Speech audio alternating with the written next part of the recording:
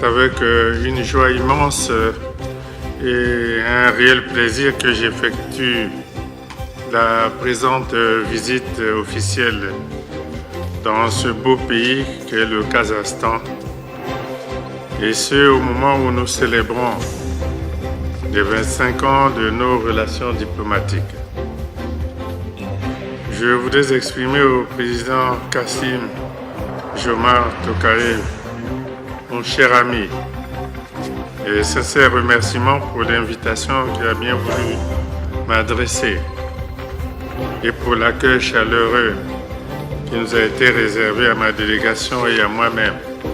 Au regard de leurs potentialités nombreuses et variées, le Congo et le Kazakhstan sont en mesure d'instituer une coopération plus dynamique et plus performante à travers des échanges économiques, financiers, commerciaux et culturels mutuellement avantageux.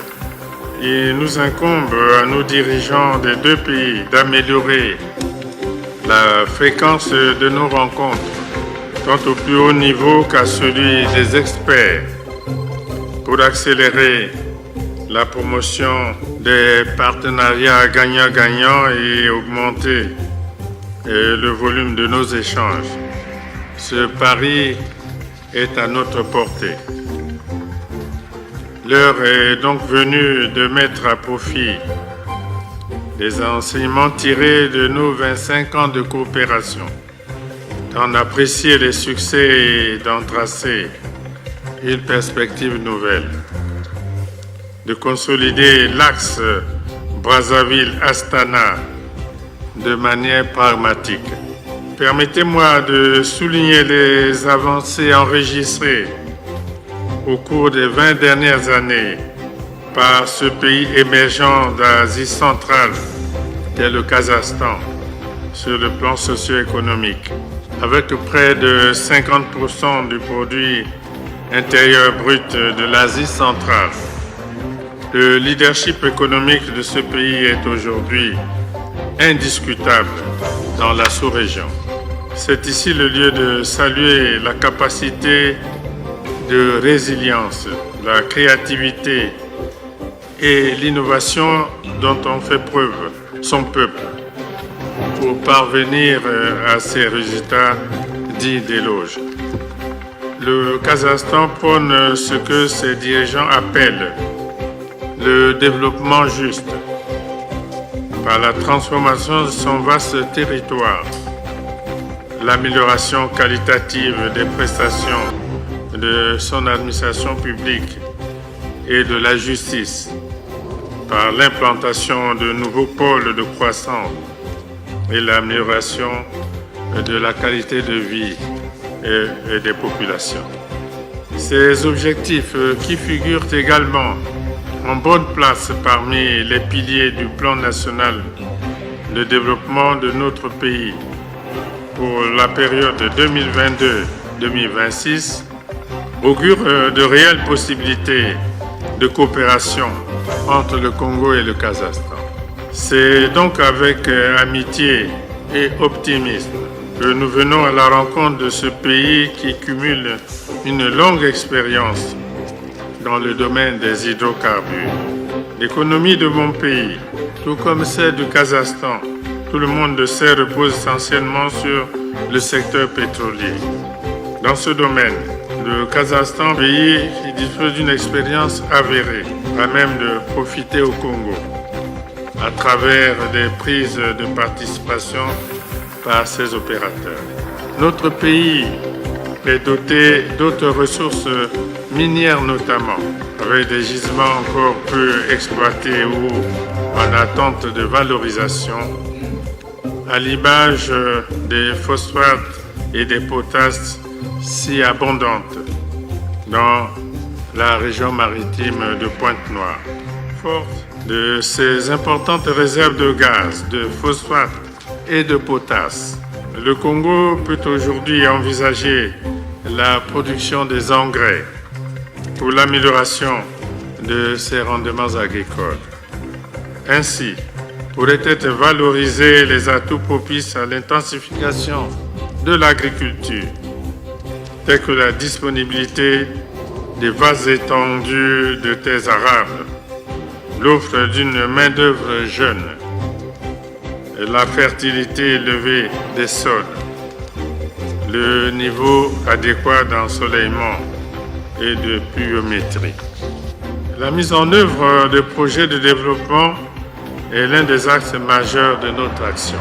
Il s'agit en l'occurrence de la construction des infrastructures énergétiques telles que des centrales hydroélectriques, de l'implantation d'unités industrielles de haute technologie, de complexes immobiliers modernes, etc.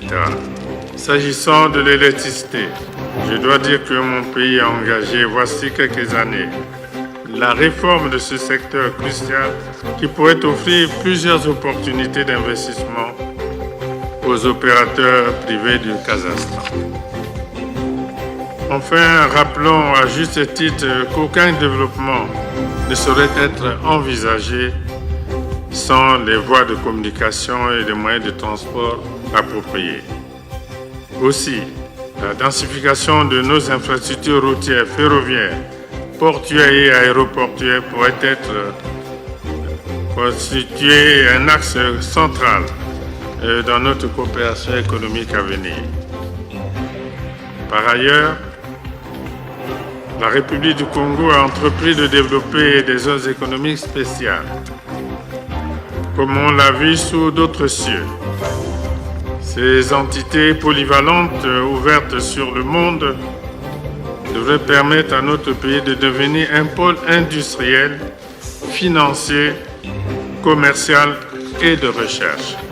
Les sociétés qui s'installent dans des zones économiques spéciales bénéficient déjà, entre autres, des avantages tels la fourniture d'électricité à un coût raisonnable, des matières premières disponibles, notamment le bois et le gaz, la présence d'un port en eau profonde dans la ville de Pointe-Noire, une fiscalité favorable avec des aménagements sur une période minimale de 10 ans, une main-d'œuvre jeune et abondante et la facilitation des formalités administratives.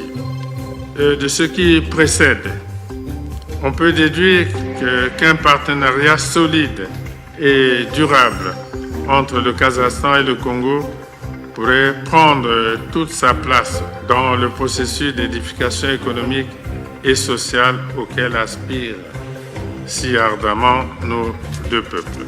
Il reste entendu que pour les initiatives en cours ainsi que pour les perspectives susmentionnées, la paix et la stabilité institutionnelle demeurent la condition sine qua non du succès de notre marche historique vers les horizons de la prospérité. C'est ici le lieu d'indiquer que le Congo demeure un pays en paix et stable, un pays ouvert aux partenaires techniques et financiers les plus divers. Et chers amis, c'est avec optimisme et confiance en notre avenir commun et tenant compte de nos liens d'amitié et de coopération. Je pense que nous venons là de tracer les voies d'un avenir radieux pour les peuples de nos deux pays. Je vous remercie.